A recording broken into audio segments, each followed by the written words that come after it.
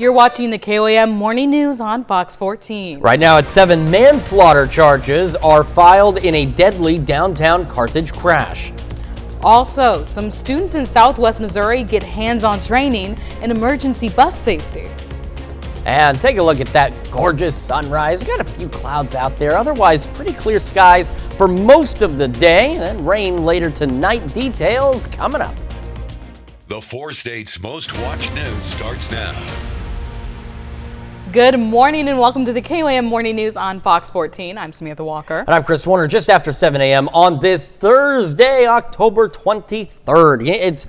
It's so weird that October is almost over because like the first half of the month was still September. Yeah, it's just now starting to feel like fall, and it feels like fall's almost gone. Yeah, because we get, you get 2 weeks of spring and 2 weeks of fall in the 4 states. The rest of the year, it's either summer or winter. So got to enjoy it while we can, and we'll go over more details on your forecast in just a few more minutes. Yeah, but in this fall season, there's a lot of fall sports, and some area high school students have a great chance to get experience behind the camera at sporting events while also supporting local media. KOM's Mitch Adams has more. Area high school students have been presented a unique opportunity, an opportunity to have their sports photos published in local media. Being able to have your work published is just such an incredible feeling to really boost your confidence, help get yourself out there, and make you want to do it more and more. The program, named the SEK Sports Exchange, allows high school kids to take photos at area games and submit them to possibly be used by media outlets like newspapers. The football season is intended to be a pilot program, and we want to keep going from there in basketball season and try to work in some other sports. It's been very enthusiastically received by high school students and their teachers. The purpose of the program, helped by the Department of Communication at Pittsburgh State University, is to expose high school students to photojournalism as a career option, while also helping tie up loose ends for media outlets who may need photos. Just to give them that experience, try to get the excellent work that they're doing in front of a broader audience, and then hopefully along the way show them a little bit about what they could learn. Reporting in Pittsburgh, Kansas, Mitch Adams, KOAM News.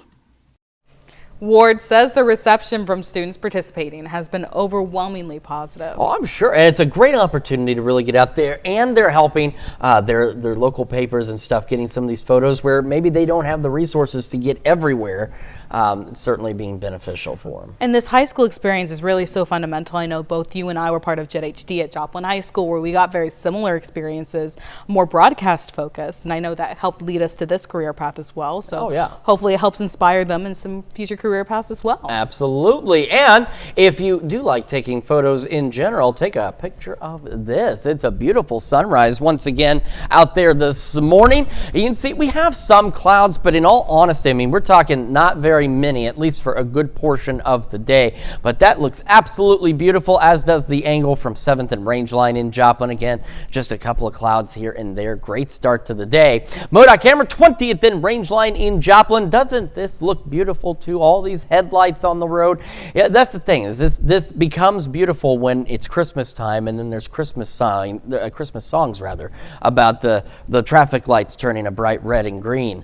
Right now, it just looks like a lot of traffic. Well, not a lot, but it'll get there anyway. Let's take a look at the future track. And you know what's not on there? A lot of anything initially. Again, maybe a passing cloud or two. It'll be after 5 that clouds will gradually increase, initially going partly cloudy through the evening. It won't be until after 10 that we'll start to see shower and thunderstorm chances increasing across the area. Temperatures this morning, a bit warmer for many of us compared to yesterday. We've got Stockton as the cold spot at 39. And then again, in a twist of irony, Neodesha and Parsons the last 2 days were the 2 coldest spots on our map. But now Parsons is the warmest spot on our map at 51. The majority of us, though, sitting in the mid to upper 40s. So a pretty seasonable start to the day for us. We're going to go low 50s by 9, upper 60s by noon, low 70s for our highs. Again, clouds gradually increasing later. East winds at about 5 to 10 miles an hour. Showers and thunderstorms increasing overnight tonight, continuing into the weekend. Some heavy rain possible as well. Details on that in just a few more minutes. Samantha?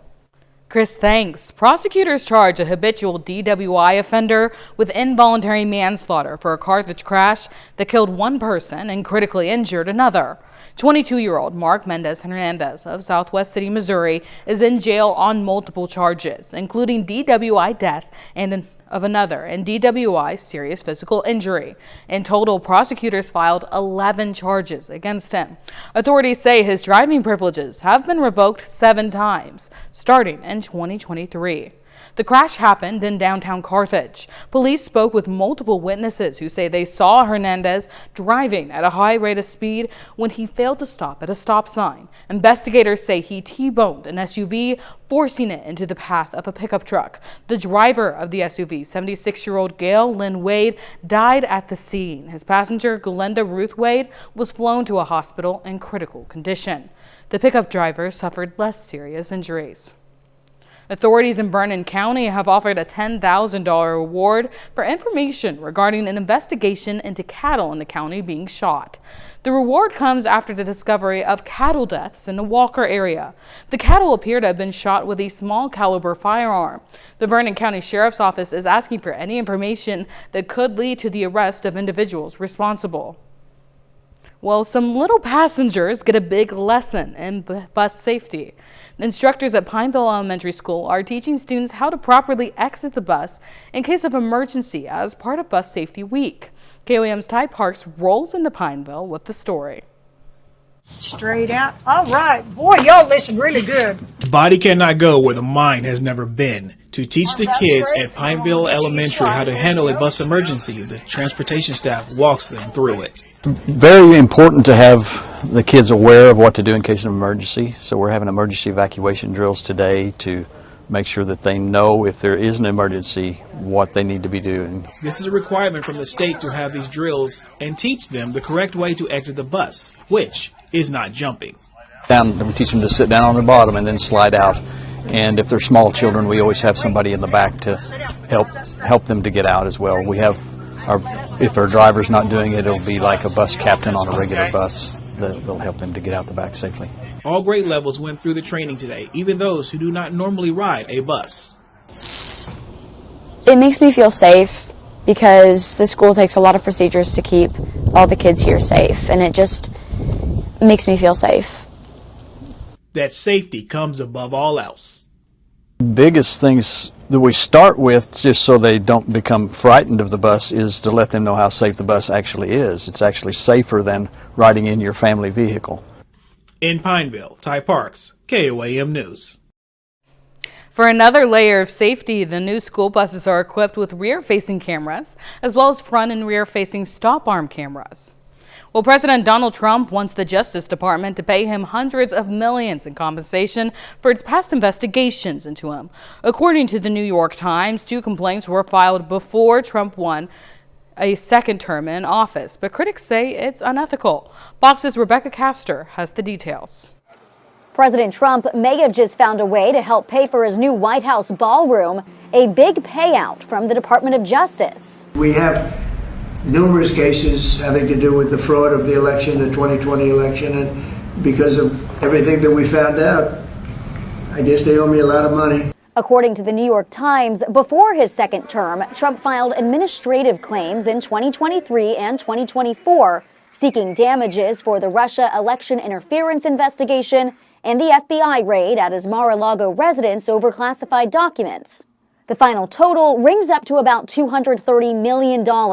But the president says he won't pocket the money. If I get money from our country, I'll do something nice with it, like give it to charity or give it to the White House. Either way, Trump's critics are calling it an abuse of power, considering the DOJ attorneys who approve such claims are close Trump allies and were involved in the classified documents case. You can't simply transfer $230 million of taxpayer funds because Donald Trump has directed his sycophants within his administration to do just that. The Justice Department is not commenting on the status of Trump's claims, but says in any circumstance it would follow the guidance of career ethics officials. In Washington, Rebecca Castor, Fox News. Well, coming up next, we learn more about a Halloween bake sale coming to Pittsburgh, and later, many voters will soon head to the polls, but not in Jasper County. We'll tell you why. You're watching the KOAM Morning News on Fox 14. Good morning. I'm joined by Tammy Rogers and Christina Kinslow with the Pittsburgh Family YMCA, and they're here to talk about a special Halloween fundraising bake sale they have coming up. Good morning, guys. Thank you guys so much for joining us. Good morning. Amazing. So can you tell me a little bit about what this fundraiser is? My CCAP ride is getting ready to close, and I start panicking and freaking out. And Christina goes, I had just given her a cookie. She goes, why don't we have a bake sale? So we're having a bake sale tonight, 4 to 7 at the YMCA, where she's the director. Please come and help support a very worthy cause. Amazing. Christina, can you tell me a little bit about, the organization you guys are hoping to support? I just feel like the nonprofit organization helping another nonprofit organization is a good reputation for the YMCA. I feel like we are fully staffed finally, and we have a very good crew, and we have the opportunity to help. So we are taking that advantage. And we have some of these spooky treats. I'm able to see them a little bit in the studio. If you would like to hand us like one of the bags, even we could show these off. It looks like you guys have some really fun Halloween treats coming out. Banana bread. Banana bread. Fun. Yeah, can you walk us through some of the different treats that you guys are going to have for sale available? Yeah, we have the banana bread. We have our tuxedo Halloween cookies. We have some candy dipped pretzels. So fun. And I made some Rice Krispie treats with Reese's candy in them, as well as here's some little samples in the bags. We have a little ghost with the Nutter Butters. Oh, so cute. Some candy corns, and isn't this precious? Yeah. They all look so great. So people at home who are seeing these, they look so delicious in person as well. I hope they do over the screen. Yes. If they're hoping to buy these, when and where is this fundraiser going to be held? It's going to be held at the YMCA in the lobby. Tonight, 4 to 7. Perfect. So, if you get some of those sugar cravings this evening, now's the perfect time. And this will help get you in the Halloween spirit. Yes. So maybe you don't break into the candy bag so early, but you get some great treats like this as well. Absolutely. And we have lots of breads and pies and cakes. We have other things. Yep. Perfect. And just one more time, so it's going to be at the Pittsburgh YMCA in the front lobby tonight. What time? 4 to 7. 4 to 7. I'm old. I can only do 3 hours. Well, thank you guys so much for joining us. We'll be right back right after this. Thank you for having me. Welcome back to the KOAM Morning News, 7:17 on this Thursday morning. We're going to start, of course, with our future track, where for the first portion of our day, there's not much out there. We have a few clouds this morning, could have a couple of passing clouds this afternoon. After 5, though, or around 5, clouds gradually increase, going partly cloudy through the evening, and then after 10, so here we are stopping at 11, few isolated showers, couple of rumbles of thunder. Yates Center, Fredonia, Bartlesville points west. That's where it begins. And then as the evening progresses, showers, thunderstorms continue across the area, or continue spread across the area rather, along and west of the I-49 corridor. And as we head into our Friday morning commute, more widespread showers and thunderstorms. Now again, an emphasis, no severe weather is expected at all with any of this activity, but heavy rain is a concern. So that could lead to some localized flash flooding if you get into one of these storms and it just really dumps a lot of rain. So now's the time, if you know your regular route to wherever it is you're going is prone to flash flooding, make sure you've got an alternate route planned now so you're not at the last minute trying to find your way around, and you don't want to try and drive through flash flood waters by any means. 9 o'clock, showers, thunderstorms continuing Friday. This will continue into our lunch hour, so keep the umbrella handy. And eventually, by the late evening hours, we get a little pause. So as we head evening, here we are, Friday night football. There are some isolated showers. There might be a rumble of thunder, but it's not as widespread. We actually get this little break, and then after about 2 a.m., another round of showers and storms begins pushing into the area. So this becomes problematic Saturday morning, rather. Showers, storms. We have a couple of events in Joplin. We have the Missouri Southern Homecoming Parade. We have the Four States Heart Walk. Showers and storms likely ongoing. Heavy rain is likely as well. So first off, if you're attending these events, just make sure you're prepared for the rain. You remember when thunder roars, head indoors, and of course pay attention in case these events get postponed or moved to another time or day. The problem is trying to postpone them later in the day on Saturday is going to be difficult, because once this activity gets going again Saturday, it's showers and thunderstorms across most of the region through the majority of Saturday. It won't be until the late evening hours, we're talking after dark, that we'll see activity wind down a bit as this low pressure system begins to push across the area. But even as we get on the backside of it, heading into Sunday mid-morning afternoon, we'll get additional showers out there, and some of those could produce heavy rain as well. So what are we looking at in terms of rain? Right now, Future Track showing anything from 1 to 3 inches, but again, localized heavier amounts are possible, especially under some of the thunderstorms or those heavier showers. So just keep that in mind. It is some much needed rain. It's just like last weekend, though. It is coming at an inopportune time with a number of events and things taking place on Saturday. But just bear that in mind as you're planning. Take a look at that sunrise, though. It looks absolutely beautiful there from 7th and Rangeline. We should have clear skies again, maybe a cloud or two through the morning. Mid-40s to start. We'll go low 60s by 11 a.m. Eventually, ahead of highs into the low to mid-70s, and aside again from a passing cloud or two, we should have clear skies, east winds 5 to 10. And we go partly cloudy starting through the evening, and then overnight, of course, as the showers and storms increase, so will the clouds. And thanks to the clouds, remember that warm air gets stuck under the clouds, so our overnights the next few nights are going to be a bit more mild, low to mid-50s. And as we head into our Friday, we're a little cooler. Our daytime highs are going to drop a bit. It's our lows that'll come up, again, because of that cloud blanket, that cloud layer that'll keep the warmer air in. Upper 50s, low 60s tomorrow. Breezy as well, southeast winds occasionally gusting to 20. Shower storms on Saturday. Again, upper 50s, some low 60s. Mid-60s on Sunday. A couple isolated storms possible by Monday.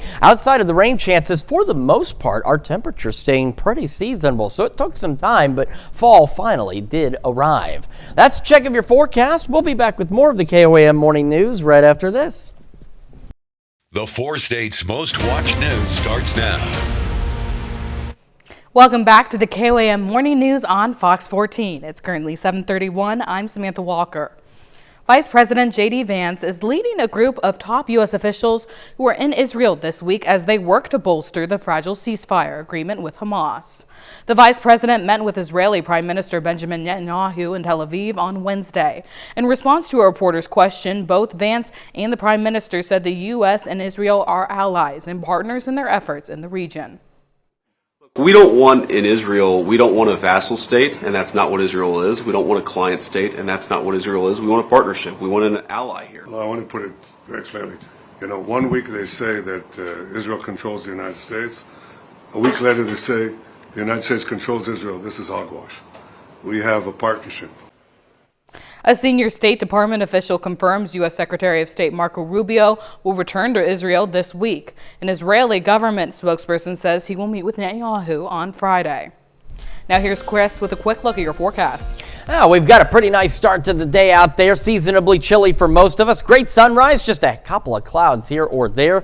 As from downtown Pittsburgh, this is from 7th and Rangeline in Joplin. A beautiful start to the day for sure. Modoc Camera, 20th and Rangeline, not looking bad either. Of course, traffic is moving. Always a good thing when it is. It's when it's stopped that it becomes a bit of a problem across the area. All right, Future Track. Again, a couple of clouds here or there, really not much. It won't be until after 5 that we'll start to see a few more clouds out there going partly cloudy, and it's not going to be until after 10 tonight that we actually start to see opportunities for showers and thunderstorms. Temperatures this morning still have some chilly spots. Sedan still the cold, or sorry, not Sedan. I looked at Sedan and I was pointing at Stockton. Stockton, the cool spot at 39. Sedan here at 45 right now.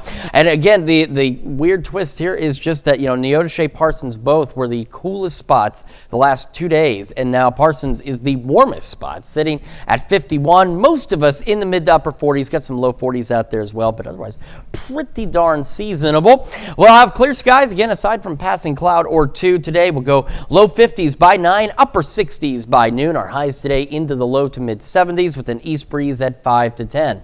Now again, after 10 tonight, showers, thunderstorms begin building in, and while no severe weather is expected, heavy rain is a bit of a concern. Break down those details and how long the rain lasts here in just a few more minutes. Samantha? Thanks, Chris. Voters in Pittsburgh and Fort Scott had opportunities to meet the candidates before the November 4th election. In Pittsburgh, candidates running for USD 250 School Board and City Council gathered at the Balkan and Block 22 on North Broadway. The PSU Kansas Education Association and Pittsburgh Education Association hosted the meet and greet, giving voters direct access to ask questions about issues. It was a chance for voters to become more informed before heading to the polls next month. As November nears, many voters in the 4 states are getting ready to head to the polls, but not those living in Jasper County. Election officials want voters to know there's nothing on the ballot anywhere in the county. The Jasper County clerk says his office will use this time to catch up on voter maintenance. Plenty of other towns and counties across the 4 states do have elections coming up next month, where you can go to answer all of your election questions. Simple, just head over to our elections page at KOAMnewsnow.com/elections. You'll find sample ballots, election updates and information, and plenty of state-by-state election resources. All the information you need before heading to the polls just by pointing your camera at this handy-dandy QR code. The elections page at KOAMnewsnow.com/elections. A 32-year-old Missouri man receives a life-saving kidney transplant from a complete stranger. Tim Heatherly from St. Louis area suburb Cahokia Heights faced kidney failure 4 years ago after a routine doctor visit for back pain revealed chronic kidney disease. Dialysis consumed his life, 4 hours a day, 3 days a week. When friends volunteered to donate but were rejected, his mother posted a desperate plea on Facebook. I mean, it was actually a simple post. It was just, needing a kidney transplant or something. I can't remember the words. I don't have it in front of me. But it was from his mother, because a mother's love is stronger than any bond you can have. 39-year-old DoorDash driver Joe Turner saw the post and volunteered. After months of testing, he proved to be a perfect match. The surgery happened last month at a local hospital. Turner walked out the next day and continues checking on his new friend daily. We're still weeks away from the holiday season, but to chase the chills, Southwest Missouri embodies the season of giving year-round. KOAM's Kenny Foreman looks at how they help warm up the community year after year. As the weather gets colder, many people tend to take winter clothing for granted. However, not everyone has easy access to gloves, hats, and scarves.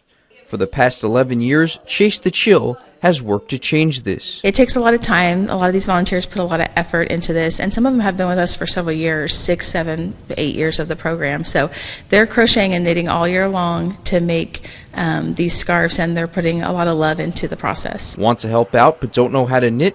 No problem at all. We take gently used items, and then we also take new items as well. If you want to just run out and buy a couple of hats or scarves or anything like that, then any little item will help. Every little bit counts. It's a type of rewarding effort that means a lot to those in need. I had a man come up to me one time at the park where we were distributing, and he thanked me. He said sometimes, he's like, this is the only warm item I get every year. And he thanked us, and he's like, I just look forward to this every year, and that just touches your heart. And the organization looks to keep expanding its outreach. I hope that we continue to grow. We continue to collect scarves into the thousands. We continue helping hundreds and hundreds of people, no matter where they come from or what background they are. I want everybody to be warm this winter.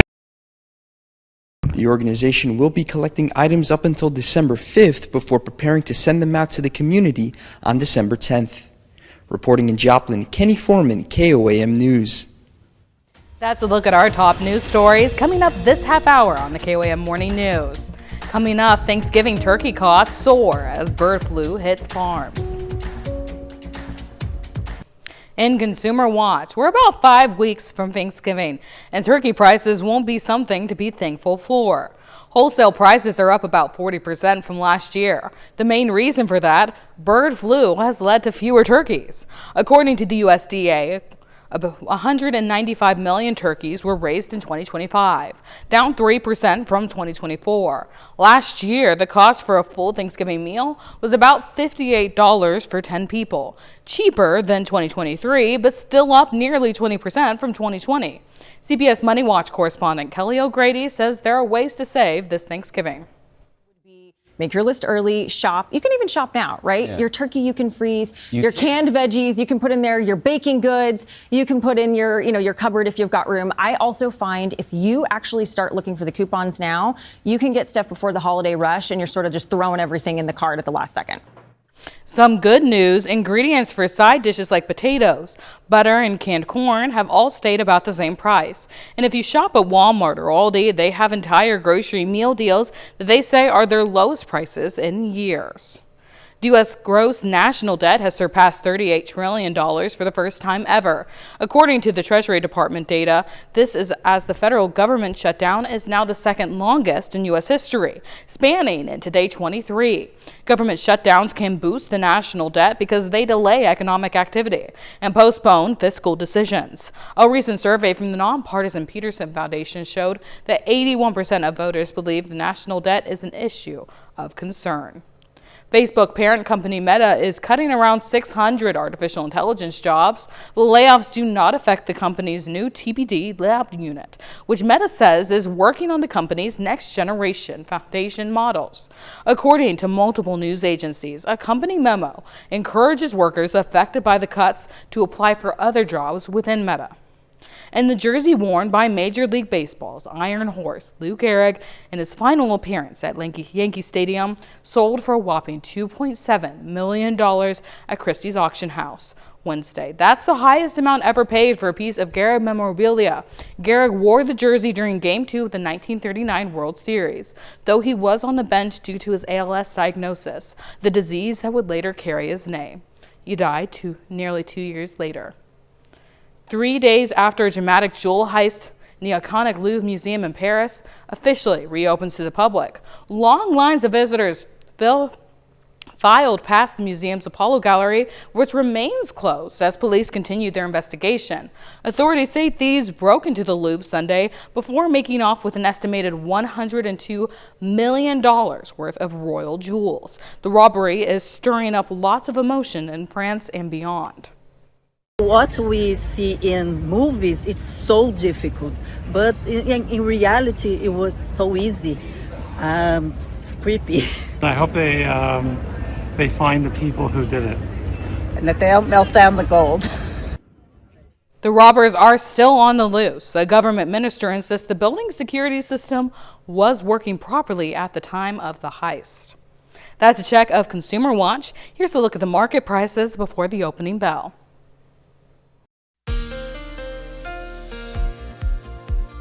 Welcome back to the KOAM Morning News, 7:46 now on this Thursday morning. Again, on the future track, got a couple of clouds out there this morning. Could have a couple of clouds out there through the afternoon. It won't be until after about 4 or 5 that we'll start to go partly cloudy. And even then, we're partly cloudy for most of the evening. Once we reach 10, then we're stopping here at 11. Showers, few thunderstorms. Yates Center, Fredonia, Bartlesville, points west of that is where this begins. Clouds will be increasing, of course, ahead of that.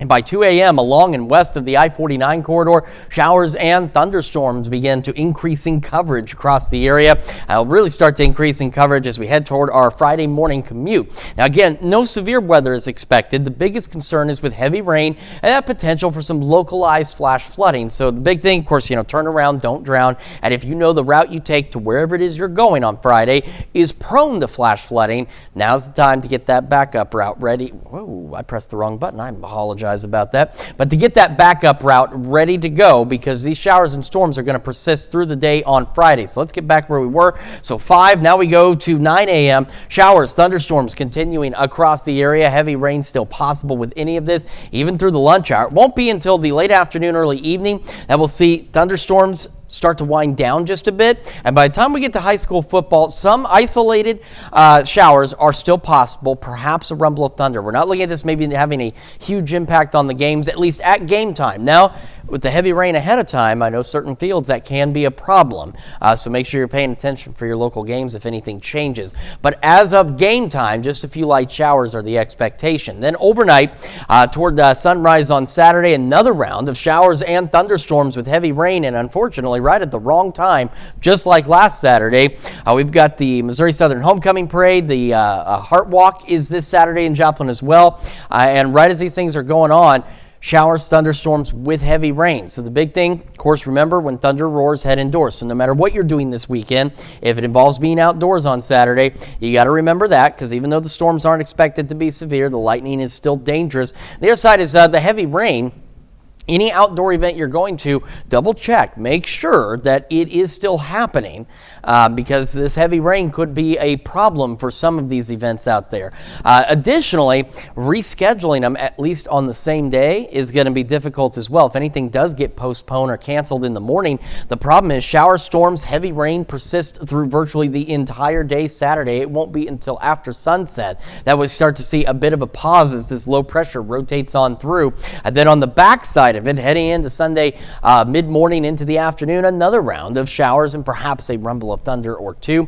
Again, estimating here about 1 to 3 inches, but remember, with some of those thunderstorms, you could get locally heavier amounts, so keep that in mind as well. For this morning, though, not bad. Clear skies, mid-40s to start, so pretty seasonable. Low 60s by 11. We're looking at highs today, again in the low to mid-70s, and then because of the clouds and the rain, our overnight lows a bit more mild, low mid-50s. That warm air gets trapped in there. Upper 50s, low 60s tomorrow. Southeast winds occasionally gusting to 20. Shower storms again Saturday, Sunday. Upper 50s, low 60s, mid 60s Sunday. A few isolated storms Monday, and then outside of that, fairly seasonable temperatures heading into Halloween.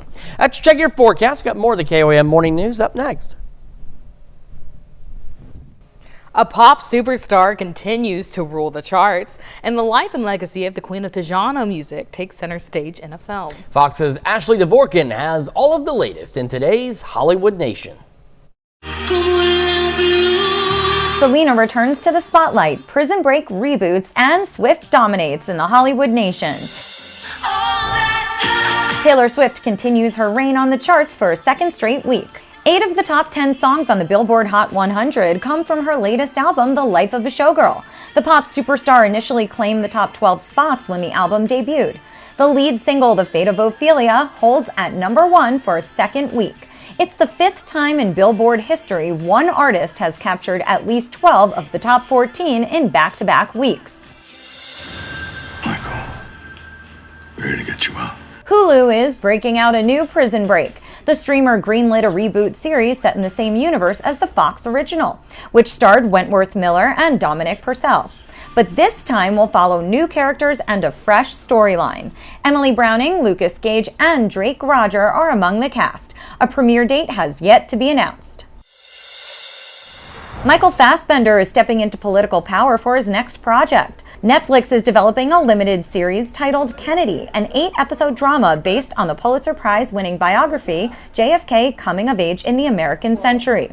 It follows the rise of Joe Kennedy Sr., played by Fassbender, and the family dynasty which shaped American history. The Queen of Tejano music takes center stage in today's First Looks. Netflix released the trailer for Selena y los Dinos, a new documentary celebrating the life and legacy of late singer-songwriter Selena Quintanilla. The film features never-before-seen footage from personal archives, highlighting Selena's groundbreaking rise alongside her family band. It debuts November 17th. In Hollywood, Ashley Dvorkin, Fox News. We'll be right back after this. Yeah. This is your Wake Up Recap for Thursday, October 23rd. Your top stories to start your day.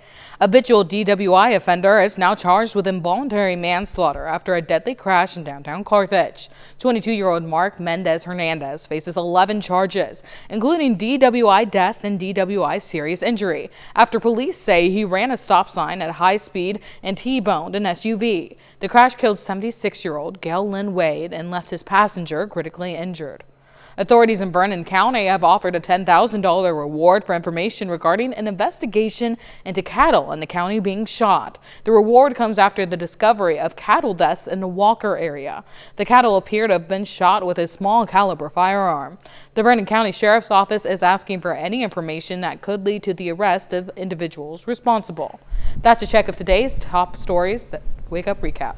And we've got a pretty decent day out there. Low mid 70s, should have clear skies, maybe a passing cloud or two through the afternoon. East winds 5 to 10. We'll start going partly cloudy after 5, and then eventually shower and thunderstorm chances increasing after 10 o'clock tonight. We'll be back low mid 50s, and again, no severe weather expected, but heavy rain is a concern from tonight, tomorrow, Saturday, and into Sunday. A bit breezy tomorrow, southeast winds gusting to 20. Thunderstorms again Saturday and into Sunday. Some rain, upper 50s, low 60s. A few isolated storms on Monday, otherwise remaining seasonable as we head into Halloween. So seasonably cool out there. If you're going trick-or-treating by next Friday, just make sure you're dressed appropriately. Bring a jacket if you're going to be out late. Yes, definitely something to watch, Chris. Indeed.